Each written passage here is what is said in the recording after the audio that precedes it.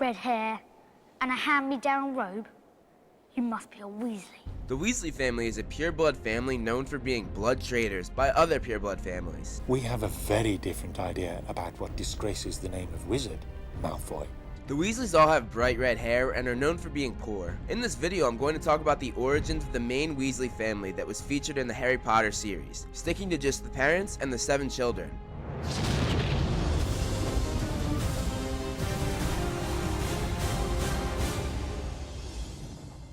So let's start with the parents of the 7 children. Arthur Weasley was one of 3 boys to the parents Septimus and Cedrella Weasley. Cedrella was actually from the House of Black, another well-known pureblood family. Molly Pruitt was one of 3 and was the only girl. Her brothers' names were Fabian and Gideon. Both Molly and Arthur attended Hogwarts in the early 60s, and both were sorted into Gryffindor, which is how the two met. The two hit it off at Hogwarts, and one night they decided to go for a nighttime stroll across the grounds at 4 in the morning, and they got caught by the school caretaker at the time, Apollyon Pringle.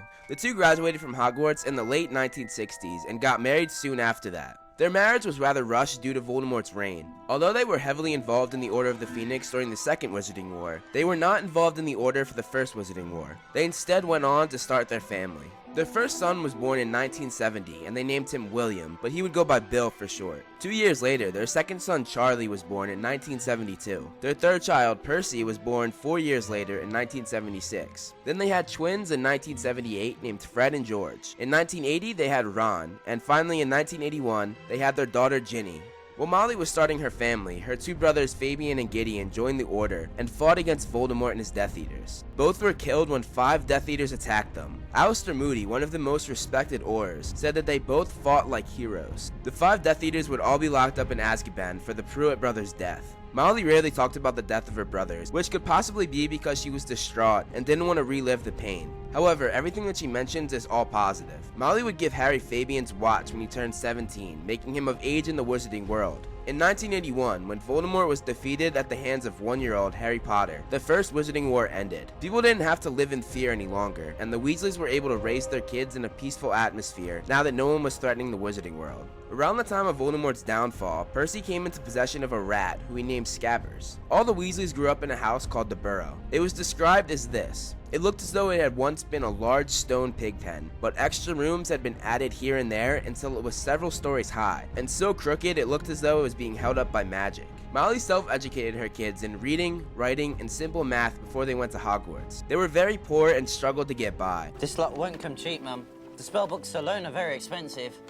We'll manage. Arthur was employed by the Ministry of Magic and was part of the Misuse of Muggle Artifacts office. Arthur was very fascinated with Muggles and their technology. He bought a Muggle car and bewitched it to make it fly, actually doing the exact thing that his division at the Ministry tries to stop wizards from doing, which is using magic on Muggle items. However, he wrote the law and purposely put a loophole in there so he could get away with having it. Fred and George were always a handful for Arthur and Molly. It wouldn't be uncommon to hear explosions coming from their room. They frequently teased their brothers, Percy and Ron. When Fred was 5, Ron broke his broomstick, so he turned Ron's teddy bear into a giant spider, which is actually what sparked Ron's fear of spiders. Why spiders? The twins also gave a 7-year-old Ron an acid pop, which burnt a hole through his tongue. They were also almost successful at making Ron make an unbreakable vow, and Arthur was furious. One Christmas, Fred and George set off a dung bomb under the chair of their great aunt Muriel, which made her cut them out of her will, and she never came back to the Burrow again. All of the boys followed and played Quidditch. Ginny, the youngest and the only girl, wasn't allowed to play with them when she was younger. Starting at the age of 6, however, she would break into the family broom shed and would take out each of their brooms and would try to fly each one of them around.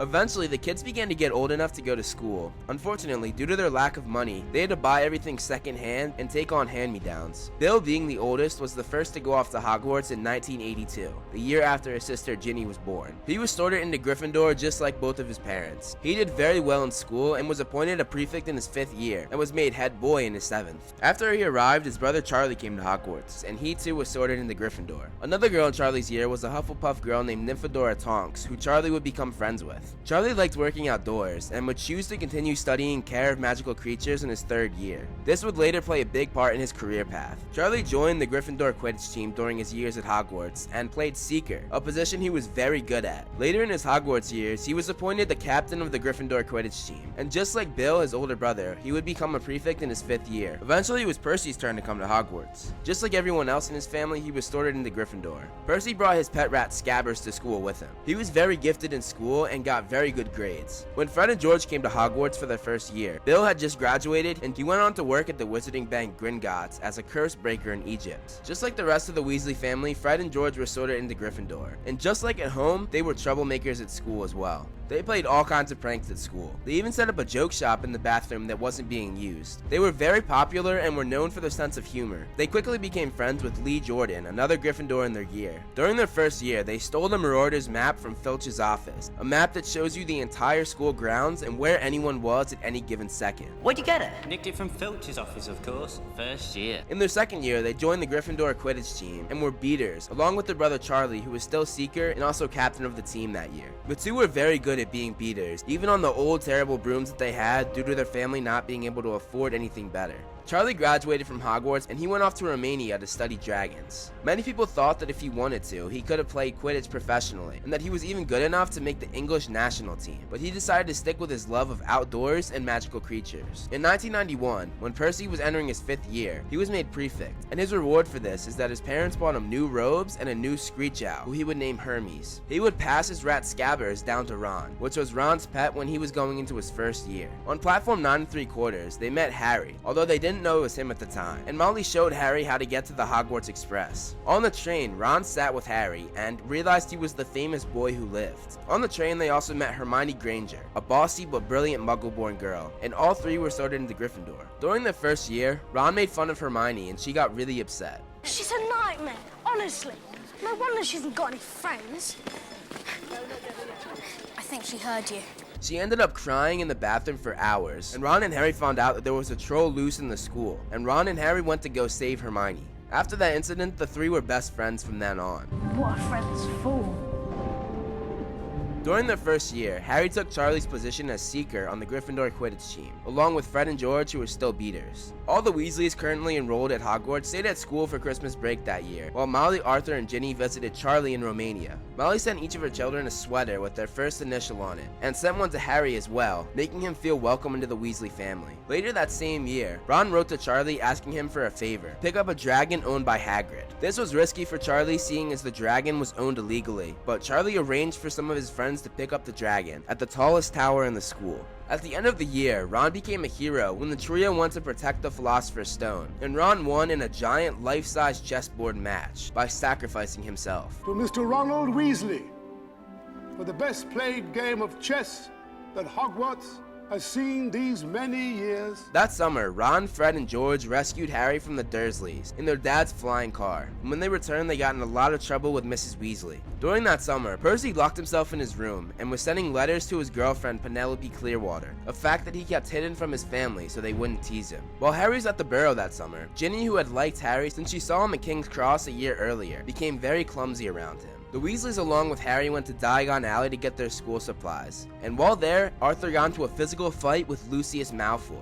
At the end of the summer, Percy, Fred, George, Ron, Harry, and now Ginny all went to platform 9 3/4 to go back to school. Ron and Harry got blocked from getting onto the platform, however, so they took Arthur's flying car, was seen by Muggles, wrecked it, and lost the car in the process. Mr. Weasley got in huge trouble with the Ministry for this. Your father's now facing an inquiry at work, and it's entirely your fault! One day, Ginny walked in on Percy and his girlfriend Penelope, who were together in the classroom, which greatly embarrassed Percy, and he asked her not to tell anyone. During that school year, Ginny wrote in a diary she found that had part of Voldemort's soul in it, and he took over her body and made her open the Chamber of Secrets to release the monster of the chamber, which petrified several students. Voldemort eventually brought Ginny down to the chamber, and the Weasley siblings, along with Harry, sat in the corner of the Gryffindor common room, not saying a word to one another, all thinking that Ginny was dead. Ron and Harry decided to go down to the chamber, and Harry saved Ginny just in time. Arthur and Molly were extremely grateful to Harry after that. That summer, Arthur won money in a daily profit drawing, and the entire Weasley family went to Egypt to visit Bill. That same summer, Sirius Black escaped from Azkaban, and Arthur and Molly fought about what was best for Harry, and whether or not they should tell him that Sirius Black was after him. Harry overheard the conversation, and before Harry got on the train, Arthur briefly talked to Harry about it. Harry, I want you to swear to me that whatever you might hear, you won't go looking for Black. During Percy's 7th year at Hogwarts, he was appointed head boy. Fred and George entered their 5th year, Ron entered his 3rd, and Ginny entered her 2nd. Ron learned the true identity of his rat Scabbers, and found out that he was an animagus named Peter Pettigrew. At the end of the year, Sirius, who they found out was actually innocent, sent Ron a pet owl that served as a replacement of him losing his pet rat. Percy graduated from Hogwarts that year and went on to work for the Ministry of Magic. He was assigned to the Department of International Magical Cooperation. He worked very hard and sucked up to his boss, Barty Crouch. The following summer, Arthur took all of the Weasley siblings along with Harry and Hermione to the Quidditch World Cup. When they went to pick up Harry at the Dursleys, Fred and George tested one of their joke candies on Dudley, and it was very successful. They took Harry to the Burrow, and Arthur was forced to tell Molly what the twins had done. Molly was extremely angry with them, and they had a big fight before they went to the World Cup. Bill and Charlie met Harry for the first time when they arrived at the Burrow. When they went to the World Cup, they were in the box with the Minister for Magic himself. After the match, a group of Death Eaters came out in masks and tormented the Muggle landowner and his family. Bill, Charlie, Percy, and Arthur assisted the Ministry in stopping the Death Eaters. When they got home, Molly ran over and hugged everyone, not knowing that they had been safe until they had just gotten home. She started to cry when she hugged Fred and George, because of the big fight that they had before they left. "I shouted at you before you left. It's all I've been thinking about. What if you know who had got you? And the last thing I ever said to you was that you didn't get enough OWLs." The next term, Ginny was in her 3rd year, Ron was in his 4th, and Fred and George were in their 6th. Fred and George started to make and sell joke shop inventions, and experimented a lot with trying to perfect their craft. That same year, Harry was put into the Triwizard Tournament, and he had to compete alongside other champions including Fleur Delacour, who was a French half-Vila, meaning she's naturally irresistible to men. Ron's true feelings of his and Harry's friendship came to the surface when he got jealous of Harry always being in the spotlight, and he said that he felt like he was always in Harry's shadow. They had a big fight, but eventually they made up and everything was okay. The Yule Ball took place that same year, and Ron once again got jealous, but this time it was a Victor Crumb who had taken Hermione to the ball. Fred asked Angelina Johnson, one of the chasers on the Gryffindor Quidditch team, to the ball. Angelina.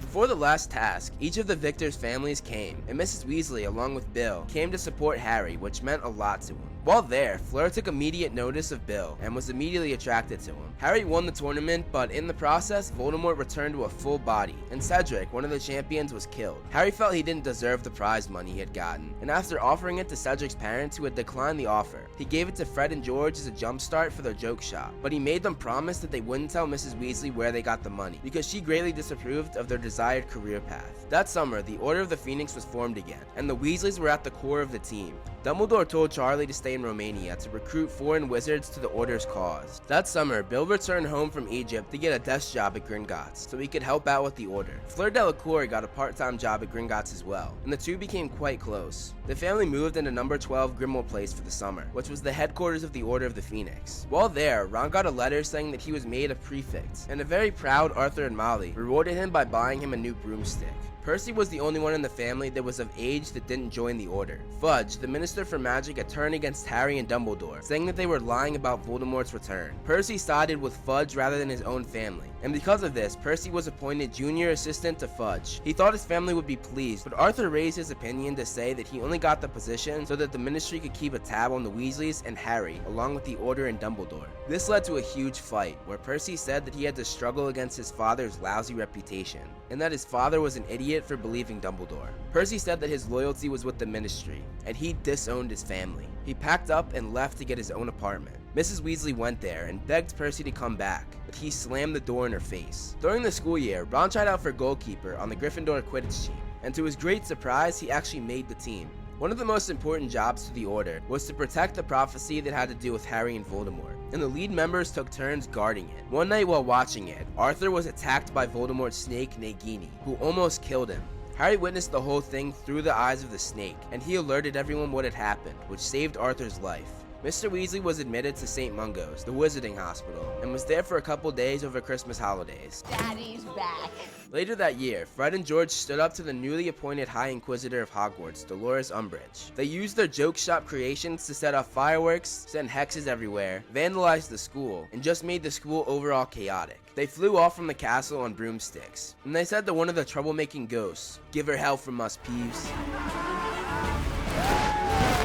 They dropped out of school after that and decided to finally open their joke shop in Diagon Alley, which was incredibly successful. They were so successful that they were able to move out of the borough and live in a flat above their shop. This greatly impressed their parents, who were initially disappointed in their career path.